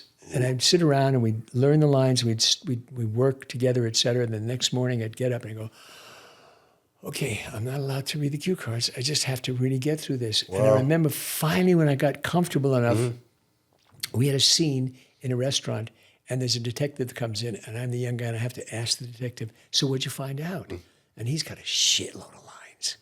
And I said to him, listen, if you've never done soap opera, don't worry about it. There's cue cards will be right over my back. And he said, I don't read cue cards. I said, no, I'm sorry. Okay, just want to let you know. He said, I don't read cue cards. I said, okay, fine.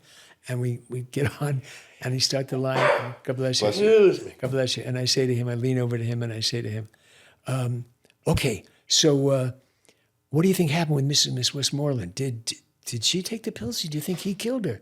And he went, well, personally, I feel that. Perfect. And I said, so what do you think? Do you think, did she do it or did he do it to her? He went, I went, so what do you think? He said, I can't do this. I can't do this. And I know that's not in the script. He gets off the seat and walks out of the studio. No way. Whoa. And I hear the director going, holy shit, what the hell was that? What's happened? Where'd it go? Yeah. And we hear, the door closes, the studio door closes. Oh, great. And I'm like this, because you don't stop. They had to cut, it's taped, but still you don't stop. Right. They immediately had another actor come in, let him read the cue card lines. Somebody was, I think it was one of the cameramen or something, came in, and he does a scene. I watched this the next morning, and I'm curious to see how it worked. Yeah. We start the scene, and then they cut to the actor who forgot his lines, opening up, back to me, back to another actor. Oh. To another actor. We're like, oh, whatever. They'll never know. They wanted to save the opening with me and just with him, and then back to me. We saved tape. We saved some tape. Oh, my God. We saved about 20 feet of tape, so don't worry about it. Oh, yeah. And we got this other guy, looks nothing like him, responding, looking over my shoulder like they're doing Saturday Night Live. He's looking over my shoulder reading the cue cards.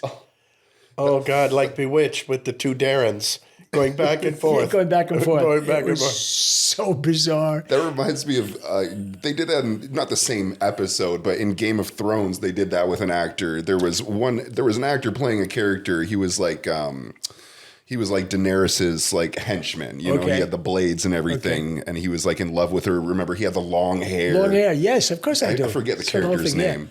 But he started out as that character, and then the further you go into the series, it's not even explained or anything. All of a sudden, he has cut off black hair and looks completely different, but it's the same character. Same Oh, character. perfect. And it's like, what? Well, something happened. It I was- don't know what happened behind the scenes. You know, it's just like It was called, watching- Money. Yeah, I remember watching that and be like, wait, who is this guy? And then they're referring to him as his name, and I'm like, didn't he have long blonde hair If you before? want to save money, they're not going to explain anything. I mean, not even going to rewrite and say he died and this is his brother Right. Melvin.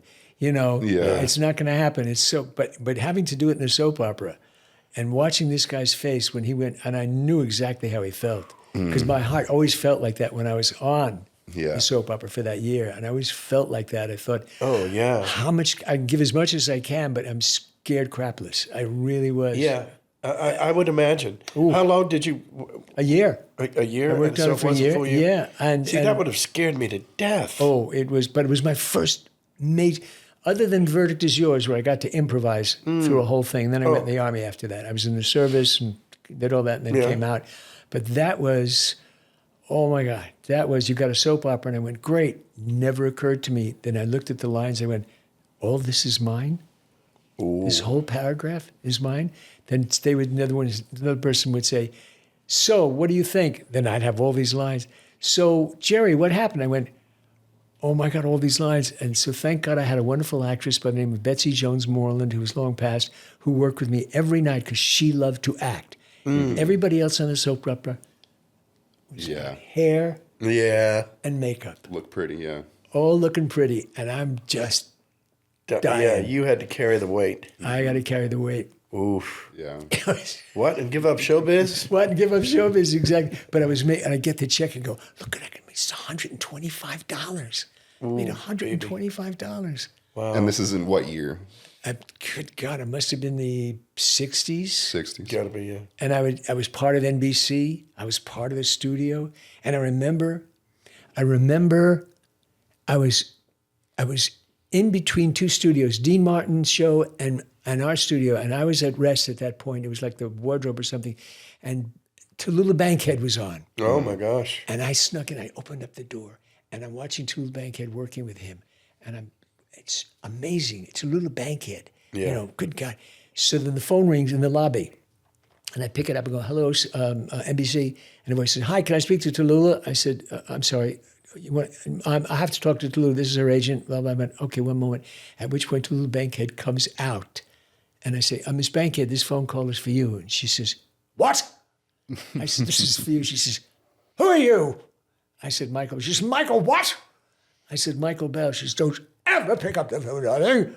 Just call this for me. Don't ever pick up the phone. And she goes, I didn't care because it was Tallulah Bankhead. Yeah. What the Talking hell? to me. Yeah. Big star. I told Joni, I said when I came up, Tallulah Bankhead talked to me. Wow. I said, I'm Michael Bell. She said, Michael, what? Oh, God almighty. Zazu Pitts was next. Listen, hey, How about that? I There's would a have loved reference it. for I you. would have loved it. Yeah. Well, this question's for my Opa because he loved this show. You were on MASH. Yes. You were on MASH. Yes.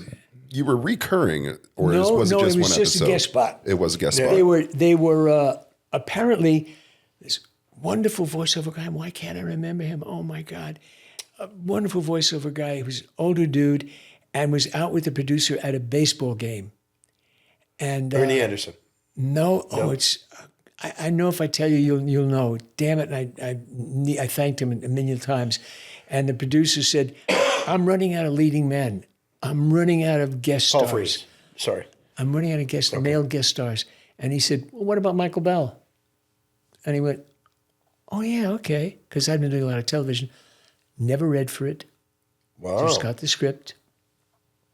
Got on the set. What I did do years ago was I tested for one of the roles opposite Alan Alda with the other guy who got it, the blonde guy. And I tested for him, and they said, you're too close to Alan. Tall, skinny, dark hair, too close. So we're going with whatever his name is, who wasn't even interested in acting. He was actually a Wall Street guy. He really liked Wall Street. Really? Yeah, he became a businessman. He became a manager, Wall Street manager. Huh. So I said, okay, that was it. And I lost out on a wonderful show. And then they bring me in. Loretta is fabulous. Alan was wonderful. He was nice. Everybody was pleasant to me. The director, it was the first time the director was directing that show. Ooh. And the director played Crazy, the character in City Across the River, the movie Amboy Dukes, City Across the River. Years ago, I remember seeing him. And he was wonderful. He was just this real wacky guy. And now I'm working with him. He didn't like me. Ooh. He said to me, when you do this, play him bad. And I said, no. I've been in the business long enough to know, I'm not going to do that. I'm not going to play. I'm a bad guy from his point of view. I'm irresponsible, irreverent, but he doesn't see himself as bad. He sees himself as an opportunist. And he has these little kids, I guess little kids getting metal, and some of them get blown up. But he visits them in the hospital, and he gives them stuff, gives them money. And so I said, I'm not going to play him bad. He's just who he is. And we had a fight. And he said, well, what I want you to do, I said, see you around. And I walked off the set, and I sat down, and Alan came over and said, I was wondering how long it was going to take you. And he said, you understand that we know our roles. He can't direct any of us. Loretta said, I know who I am. He can't direct me. Yeah. None of it. The only person he can direct, forgive me, is you. So I said, well. So he had to make his mark. He directed me wrong. I said, I ain't going to do that. I'm not going to do that. And I didn't.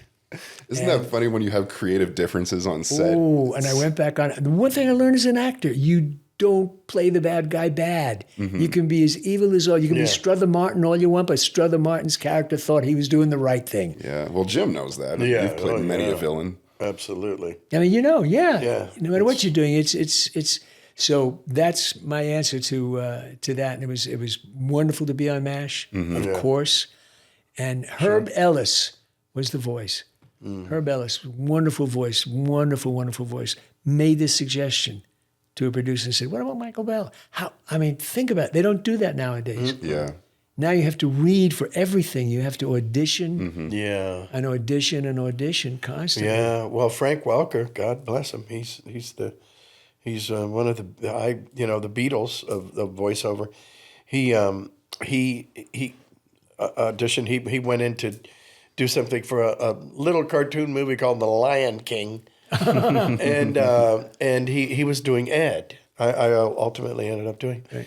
and he was laughing and doing this and that, and they were just trying to get him, And Frank, I mean, he can do anything anyway. You could tell him, to do a Martian dragon from the south side of Mars. Right, of course, right. And then that way, Right. you'd do that Well, he one. did 69 ducks, didn't he? Or Well, yeah. He did dozens of ducks. yeah. But I just constantly. Yeah, and then he did a chorus all simultaneously. Anyway, and bless his heart, he goes, I'm not feeling it. I just call Jimmy Cummings. Bring him Oh, in. how wonderful! Oh, how wonderful! And How rare that is.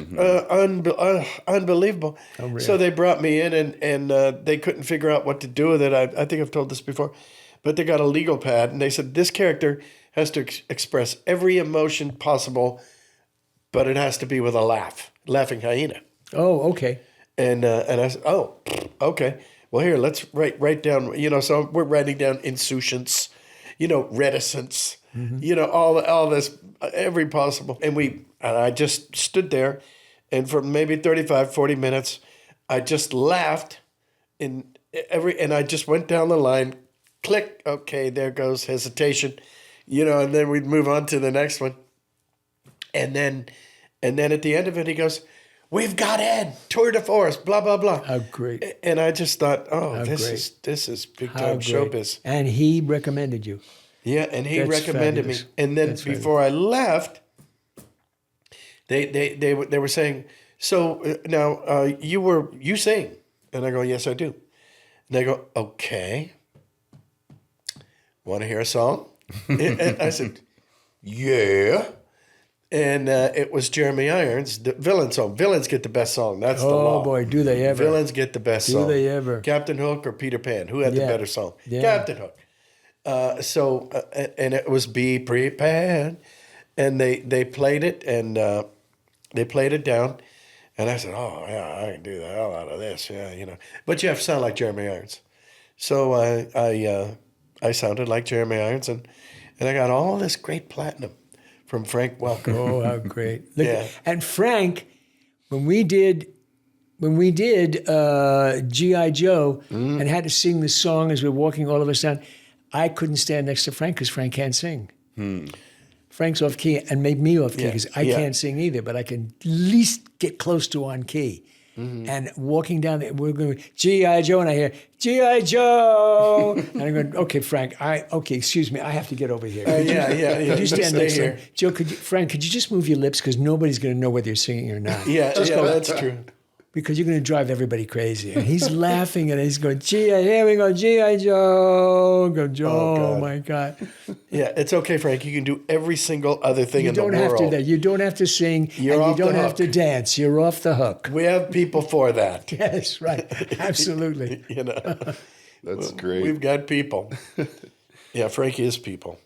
Well, I think it's the time in the show where we play a little game. I don't know What's if you're that? aware What's of that? this game. It's No. called a voice swap game. Oh, is it? Okay. And I'll I'm explain in how trouble. it works. Okay, No. wait. It's Go ahead. Piece of cake. All right. Yeah, So right. how it works is Jim will do a voice line of one of his characters. Let's say Winnie the Pooh. He'll say one of his catchphrases, and then you will repeat that same phrase, but in one of your character voices of your choosing. Okay. And then we'll switch the roles, and we'll do that a couple times back and forth if Yeah. you're game. Then you give me one of your guys. Okay. What do you think?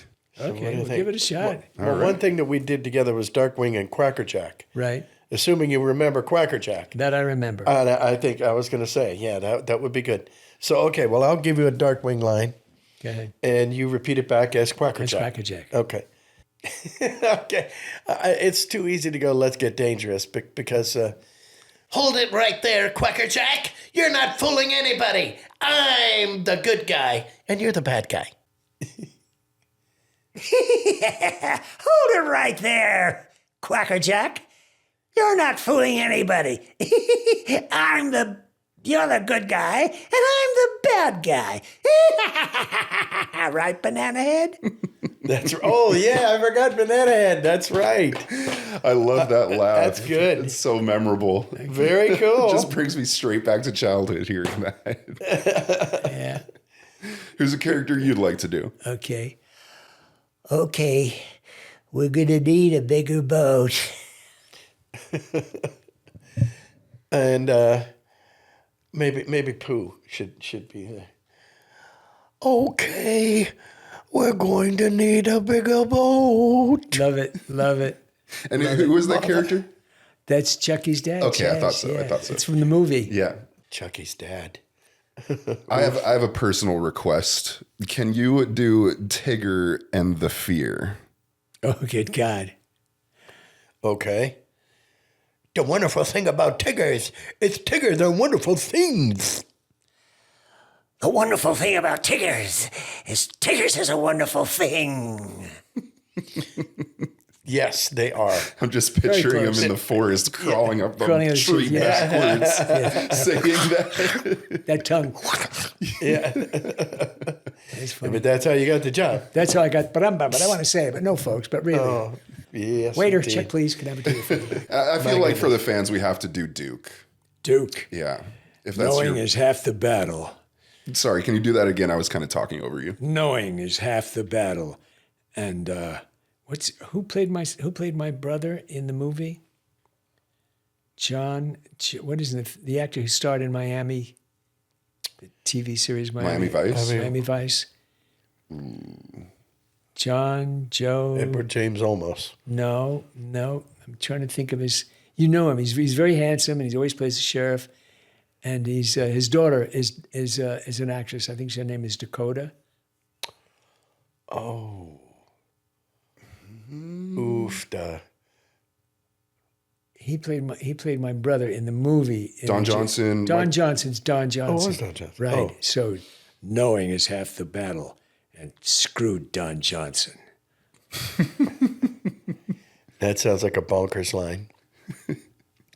Knowing is half the battle, and screw Don Johnson. Okay, fun? that was Isn't that terrible. fun? I feel like that would be like a canon bonkers line because he's in, you know, he's in the industry. Oh, That's God. funny. Yeah, that's true. Oh my God. Do you want to do one more? I'm loving this. Go ahead. Yes, go ahead.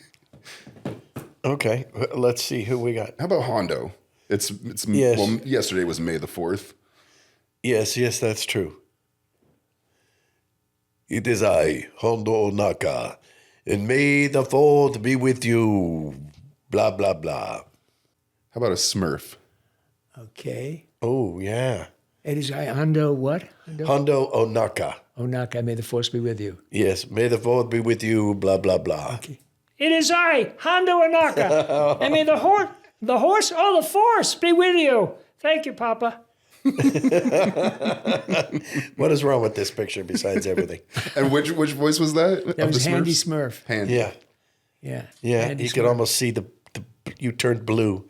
Look, you're wearing a Smurf blue. Well, he has the Smurf jacket too. Yeah, I'm a little bit Smurfy. Yeah, I must tell you, you know Alan Oppenheimer. Mm-hmm. I think you probably may have seen this. I tell the story. Good guy, yeah. When I did, I was doing this series with Mel Blanc, and he did this wonderful car. You know, he just did speed Yeah, bump. yeah, yeah. And he used to do that on the I think it was on the Jack Benny show. What do you do now, Mr. Benny?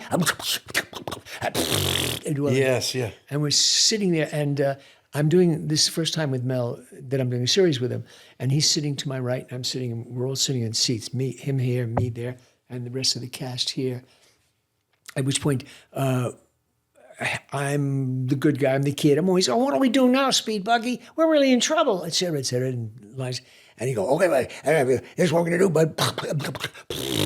They just, And he did that. And he went, okay. And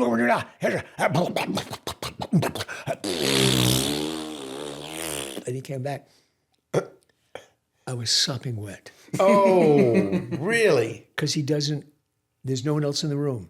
It's just him. And he's great. Yeah. But he goes all the way. And I'm sopping wet. And I looked at him, I went, Jesus, I have a whole show to do. And every time I said, oh, we're in trouble, Speed Buggy, he said, I know, but Oh, boy. we'll get out of it. Oh, He Christ. came back. The next time we did the show, You had a spit guard. Alan Oppenheimer was our guest, and he was the bad guy. And I said, Al, meet Mel Blanc. He went, oh, Mel, oh my God, this is such a pleasure, such a treat. Mel said, Alan, how are you? Oh, and this is so great. He said, and you know, since you're the bad guy, most of your stuff is with him. Why don't you sit next to him? Set him up. And he sat next to him on these tall high chairs. You know, they have the high chairs. Oh, yeah. That you could tip either way because they're high.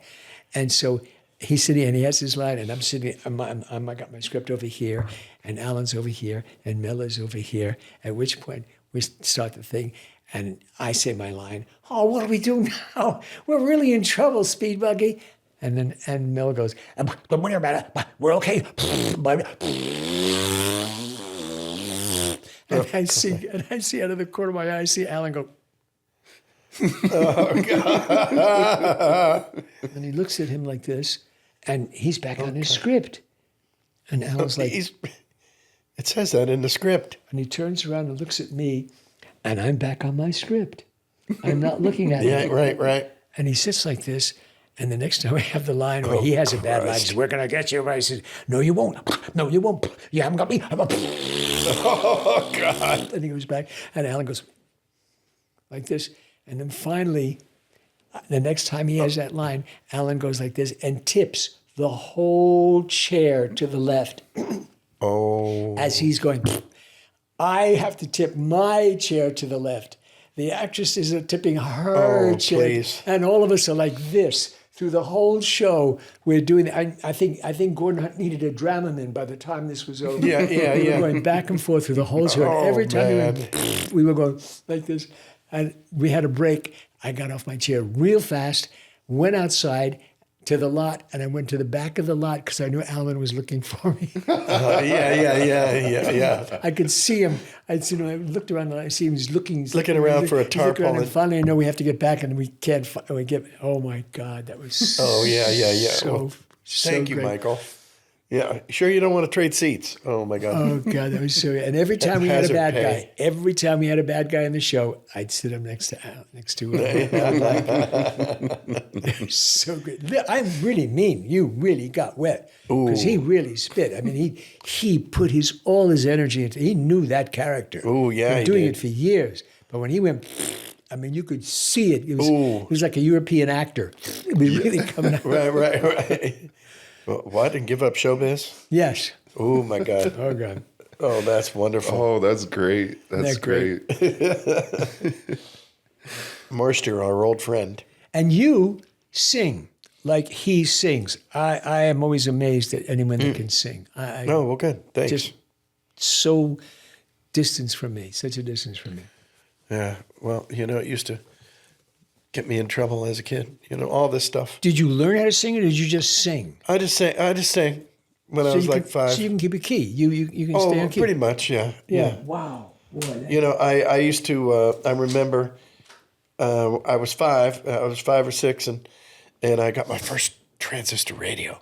Remember those were like a little deck of cards back then, and I would just listen, and I would have it under my pillow, and my mom wouldn't know, and then I would go through a lot of batteries, just listening, and I would listen to singers, and I mean there was Leslie Gore, there was Leslie Gore. I mean, God, who It's else my was party. there? I'll cry if I want to. Yeah.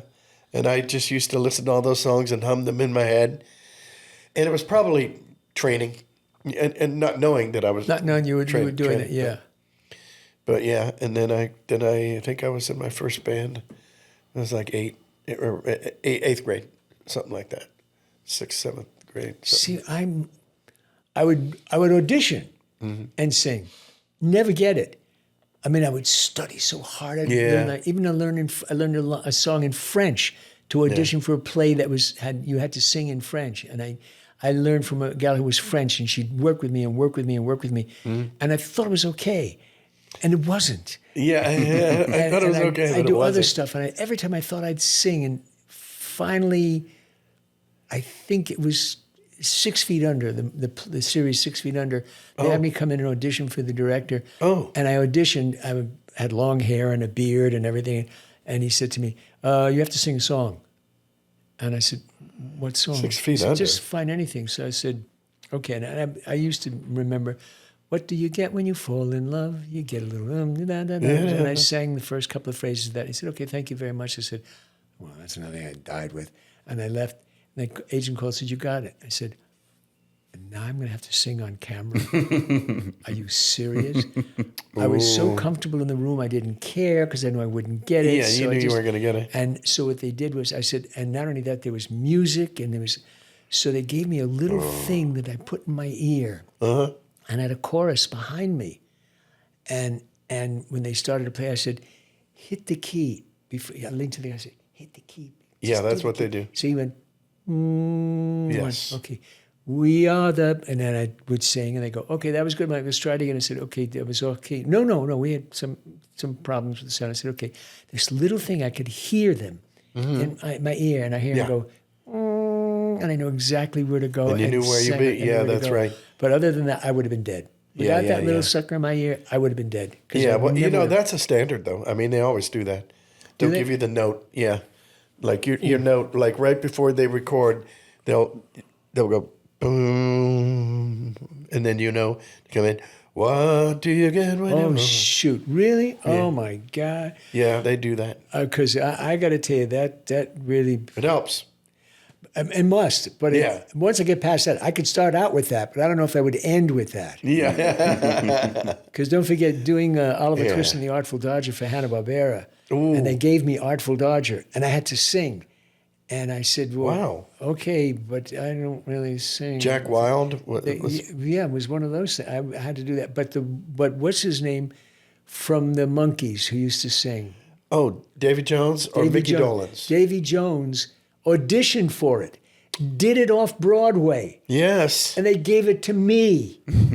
And I'm thinking, what are they thinking? He did it. He knows the role. Yeah, it's different dialogue because it's a cartoon. I get it.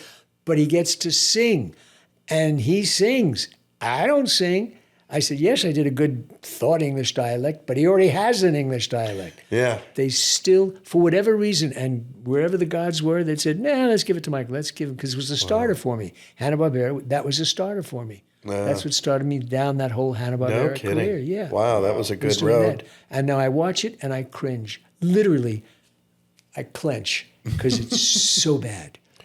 It's so bad. I think. And what I'm sure it's not that bad. What episode was that, so bad. that everyone can watch? It's bad. It's bad. It's not good. Watch the bad one. Watch the bad one. That's the bad one. That's the name of it. Oh God. Well, this has been so great. Thank you so much. Thank you so much for being here. Yeah, really appreciate it. Thank you for inviting me. Did you have anything else, Jim? Sorry, I didn't want to cut you off. It looked like No. I'm just grateful that you took some time out of your day to come and hang out. It was fun being late. It was fun. Well, there's no such thing as late. Okay, then I good. I feel terrible when I'm late. It's not my nature. Yeah. You know what? Honestly, as the person who sets this whole thing up and arrives here early, it is much more stressful for me when people are super early. Really? Yes, because for some reason I don't like being watched setting up the equipment. Yeah, it stresses me out. You'd be really bad in adult films. Yeah. No, but we've had a couple guests who've shown up like 45 minutes early. Well, good for them. And that's like when I'm getting here though, and I'm like, oh my God, like, okay, I have to make small talk while setting up the equipment and doing the tests and everything. And then I'm usually, stressed out. So I start sweating and you can see it through my shirt. And then I'm all self-conscious. Oh my God. And we had, what was her name? She played Frau Verbissen in Austin Powers. Mindy Sterling. Mindy was yes. there. Oh, you interviewed Mindy. So we had I thought it was Mindy great. on last year, and that happened. I was a little late though as well. She wasn't super early, but I'm setting up the equipment. I'm making small talk with her, and we had been to dinner at a couple conventions. Like she wasn't a stranger. you No, know? she's fun. I like. And I'm setting up, and with the AC, this was a previous studio, and the AC had gone out that day. Oh no! And it's right in Burbank. It's like down the street. And Thank God we brought a lot of hot I'm lights. setting up, and Mindy's there, Jim's there. You know, they're both sitting there waiting for me to get done, and I'm sweating like no other. And Mindy goes, "Oh my God, he's sweating!" And I was like, "Don't bring it up." Thank you. Don't say anything about it. I know that. I'm like wiping myself, and you know when you're so hot you can't cool down, especially with no AC. Don't worry, it's yeah. not flop sweat. Oh yeah, And that pierced through my soul. I was like, "Oh my God." of course. Then you would have really be interested in the early years of television. And I was there. They used in movies. They used those hot lights, Yeah. really hot lights, and I could just feel it begin to run down. And I turn around and I'm looking at Lana Turner, Wow. and she's cool. She's in her like late 60s or something. She's cool. She's looking into the lights, and I want to go because I can't see. It's like Klieg lights, and they don't do that anymore. Yeah. But there was a period of time when literally it was like Klieg lights. Yeah. And I would get on the set, and I'd go, oh, I'd literally say, how am I going to not do this or the whole thing? And I'd watch these actresses, Barbara Stanwyck, cool, like this. Give me a bastard amber. Give me a thing. And the lights are piercing hot, and she's cool and comfortable. And I'm in Texas Western gear, and my boots are filling up. Sure. And I have no idea how they did that. Those ladies, they just steel them. They were steel. They steel themselves against those hot lights, and they looked fresh. No one ever had to come in and dab them. Right. I mean, I'd get off the set, and I was always the last shot of the day Jew. I mean, I was always sweating like this, and they're always patting me down and putting on more stuff and more makeup. By the end of the day, I could peel it off. And these gals just always look, you leave me alone, I'm fine. Don't touch my hair, don't touch my face, I'm fine. Oof. Ice Queen. But gorgeous, and looked great. And the women were Lana older. Turner. They were older. And Lana Turner came over and introduced herself to me. Wow. Hi, I'm Lana Turner. What's your name? I don't remember. Michael Bell. Michael Bell, do I have any scenes with you? I said, I don't think so, Miss Turner. She said, well, I'll see you later. And she walked away, and I thought, Lana Turner just Not talked to bad. me. Wow. Lana Turner. My God. Wow. I would tell that to some kids. Who? Oh, yeah. Who? Yeah, that's no fair. No. Yeah, you have to know. There's a famous story about Shelley Winters. She went in to read for something, well into her career. And the girl there was like 20 years old. And you're here to read? And your name, please? Oh, God. I'm Shelley Winter. Shelley, it's S-H-E-L-L-E. Now, is that like a E-Y or just a Y? Winter, is it winter or winters? What is that? And she goes, wait right here. And she went home, got her Oscar. And brought it back. She goes, I'm Shelley Winters, okay? Right. Tell him I'm here, and so is my Oscar. Oh, Right. that's Shelley Winters. That's Shelley Winters. Yeah. Yeah. Who was a famous director, went through a very, very similar experience. They say, what have you done? He said, you start first. You go first. Yeah. There was a very famous director. Oh, that's not bad. Like, really, really Billy Wilde or someone like that. Oh, wow, yeah, He said, you first. So this little, he talked about it on television, little casting director. He said the kid looked like he still needed Clearasil. He was the casting director. And he said, and what have you done? He said, you first. That's pretty good. That's not bad. Okay? Yeah. I'll have to remember that. Hopefully I'll never use it. No, you'll never. You will when you will. I told you that. I think did I tell you that B.J. Ward was in the booth next. Was in the thing next to me at one of the cons. Oh yeah. And a guy came over to her table and he said, "You were in the dog thing with Hanna-Barbera. What the hell was it? Scooby Doo." And she said, "Yes." You were Mona, or whatever the hell her character. She said, "Yes." I was. She said, "Oh my God, would you do that voice? Oh my God, would you do that?" So she said, "Sure." She said, "Okay, Scoob, we're in trouble," and blah blah blah, etc. And he went, No, that's not it. How do you love that? Yeah.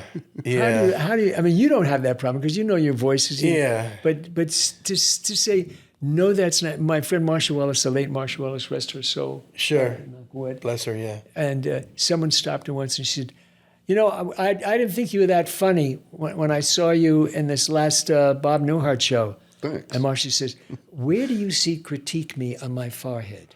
Yeah. Anywhere? I'll show you something else if you. You want to see that? Yeah, critique me.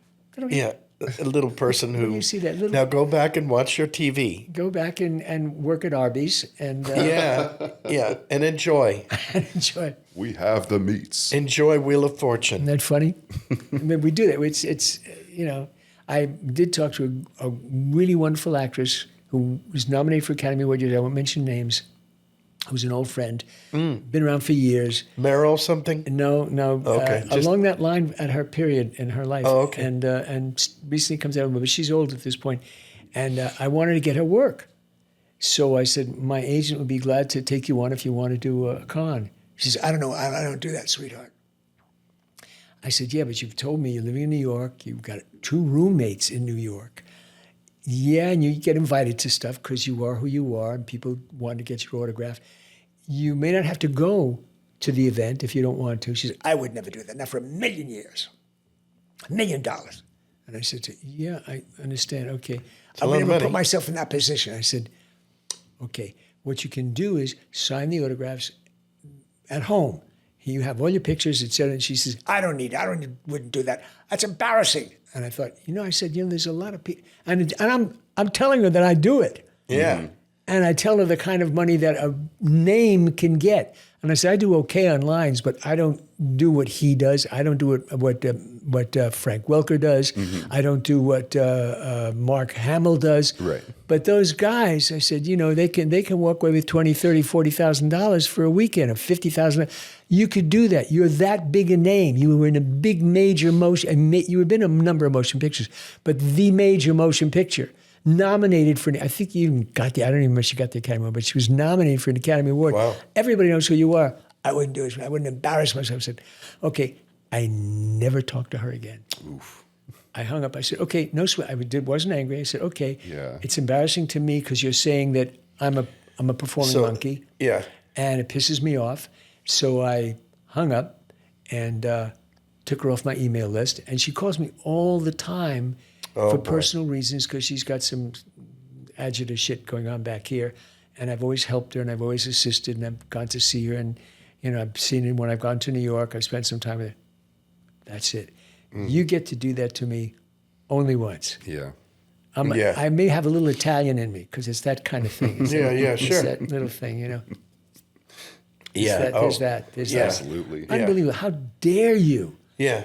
How dare you? I said. I told her. I said, who's You next to me? condescend to hang out with me? Yeah. I mean, I said, who's standing next to me? I told her about the 3 or 4 well-known actors, big stars, alongside, doing really well. Because she doesn't know anybody else. She knows the big movie stars. Right. I wouldn't do that. It's embarrassing. Yeah. Yeah. Uh-huh. That's just ego right there. Yeah, it sure is. Unbelievable. Yeah. You go there and have people fawn all over you, and then they'll give you money. Yeah. So I don't blame you. Who needs that? Who needs that? Yeah. I mean. I said, I understand if you make them happy. They're so glad to meet you. Right. You're doing something nice. Yeah, they're chunking down some cash for it. And sometimes you don't take cash. Sometimes you say, sweetheart, especially if it's somebody who came out of the oven too soon. Mm-hmm. You want to say, that's not necessary. There's no problem. We know those guys. I'm glad to give you an autograph. You don't have to pay. It's okay. Really, and they're crying, standing at the table.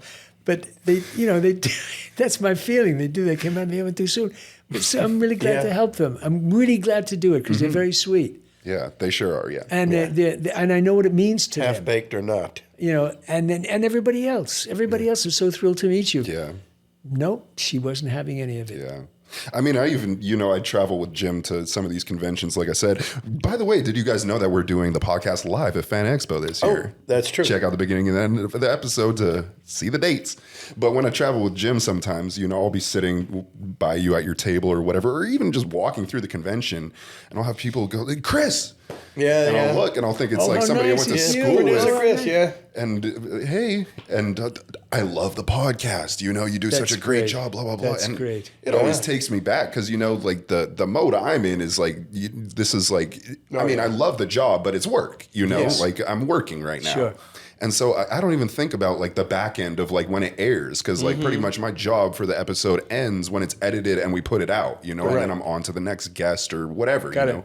doing my research or whatever. So it always takes me back when people are like, yeah. oh, I know you. And I'm like, Yeah. how? Yeah. But it's so important. I was at Jack Angel's funeral God rest his soul. over in Forest Lawn, and he was in the Army, so they had a whole Oh, thing God. with the I folding didn't of know the that. flag Yeah. and the whole thing, and they went down, and Arlene was sitting there, and we were all sitting, and someone got up to make a declaration. It was one of his closest fans, and she was so heartfelt. My wife turned around to me, she says, I never want to hear any of these people ever complain about fans, because every now and then someone says things like, the fan. I said, you don't hear me complain. Trust me, I ain't complaining. I'm thrilled to death. She said, look at that, how important he was to that Yeah. one Oh, woman. God, yeah. She was caught up. Yeah. And Arlene was in the front. She knew she'd be there, and there are fans that, you have certain fans that are just locked in. Oh, yeah. You have a lot of fans, but then there are certain fans that are just, oh God, it's you. Yeah, Which is, keep coming back. Yeah, well, I don't flatter myself, but I will say that Winnie the Pooh has, he just is such an icon to so many people. Oh, he is. Oh, God. And there, and sometimes it's a little funny because, the husband will be there and he'll be like 50 and his wife's there and she's 40 something, and she can't talk because she's too busy crying. And then Right. sweet, give her some poo and then it's all over with. Then she's incapacitated, and he's standing there going, she really likes Winnie. She really does. I'm just telling you, she really. I mean, we have like 40 Dolls. goddamn dolls, from when she was a kid. That's so funny. Well, thank you. God bless her. That's so And then funny. I always give her an extra, whatever. Sure, of course. No, that's so funny. But it's so sweet. I love it. It's very, very sweet. And Yeah, animation fans are I don't know. huge. Huge. I mean, really. And I've heard people say, and my theory is that it transports you back to when you're 5. yeah, Everything was pretty good when you were 5. yeah, that was all Everything good. was good. Yeah, but I've heard people say things about some stars that were really nasty. Yeah. Stars that were really cold. Right. You have to keep going. I'm sorry. There's someone behind you. Who's got the time for that? Excuse me. That's you add it's adulation of so it's like I know that feeling that I had for Bambi, and I'm sure I would have that feeling for Thumper and the people that I grew up with, and I certainly was stymied by talking to Lana Turner, and do you remember Louis Hayward? Who? Louis Hayward. Louis Hayward was a very well-known actor. He always did swashbucklers. Oh. And he was. If you look up Louis Hayward, he did some wonderful swashbucklers. And I remember as a fan, Joni and I were big fans of Louis Hayward because he played the Scarlet Pimpernel character opposite Binnie Barnes, who was the Queen. And we're talking 40s movie stars. And he would go downstairs, he'd go down and he'd have a sidekick and he'd, okay, now, and he'd put on his mask and do his thing and his swashbuckler. then he'd swing But down. next to her, he would be like this. And he would talk like this. And he'd say, oh, Your Majesty. And he'd take a fan and go like this and really bedevil the hell out of the sheriff or whoever that guy was. Always hated him. And he said, Your Majesty. And he did. And he played this very effete with the dot here and the wig. Yes. And then he'd go down and then come and he'd go, take him. Okay, quick, Pancho. And he'd do the thing and he'd go riding out and he goes, very Zorro-esque. almost like Yeah. Zorro. Well, we loved him. And I did a Survivors, the one I did with Lana Turner. And he's doing the scene with me, and I am gelled. I am so excited. And he's ready to do the scene. I said, and the director says, okay, we're ready to go. And I said, okay, just hang on a second. I said, I just have to tell you, you did, and I think it was called The Scar of Pimpernel or something like that, whatever those dashing things. And he said, yes. I said, and you did the first Betty Davis impression ever done in movies. And he went, what? I went, you went, ha, ha, ha, ha, Your Majesty.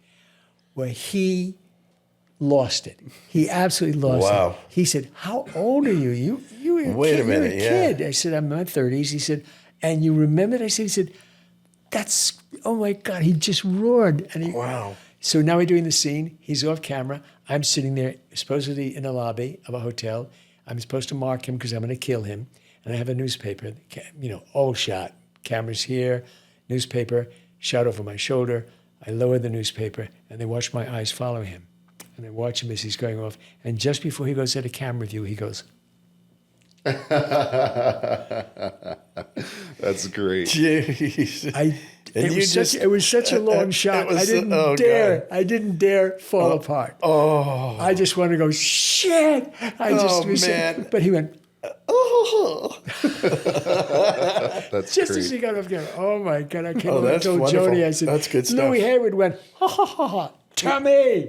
Oh, man. She said, Mikey, no. I said, yeah. Oh, Mikey. We were so excited because we were both big fans of his Uh-huh. and that particular movie. Wow. And you kept it together. Kept it together. Wow. Acting? That was a hard one. Yes. That was difficult, keeping that Yeah, together. no kidding. Oh, It was so fun. that's good stuff. Anyway, this was a treat, guys. Thank you Yes, for thank that. you so much. Michael Bell. This was a treat. That was so great. Fantastic. And thank you guys all for watching out there. We really appreciate you. Like I said before, we have a live podcast right now in partnership with Fan Expo. Let me give you the dates one more time. Let me pull them up here. The next one that we'll be at is Philadelphia, May 29th to the 31st. And once again, this is Fan Expo. We're doing a live podcast, very similar to this, similar to a panel. It's a little more panelish when we do the live podcast, just because of the format. don't it's look nice panelish. it's nice to have the audience involved and to have you guys watch it live. And then if you're not able to make it, then you can see it on YouTube. We post all of them on YouTube. The one after Philadelphia is Chicago, August 14th to the 16th. Toronto, August 27th to the 30th. Dallas, September 11th to the 13th. And San Francisco, November 27th to 29th. And there are more dates being added. There's a couple that we've done that are not on this list. So be sure to check that out on the podcast page, on YouTube, on Instagram, Jim's Instagram, Jim's website, Jim Cummings World. All of it's posted all up there. And skywriting. And we really hope you enjoyed this episode. This was a great one. I had a lot of fun. Thank you so much, Michael Bell, for being here. Thank you, My Michael pleasure. Bell. Really One and appreciate only. it. And if you like this content so much that you want to find more of it, I have good news for you.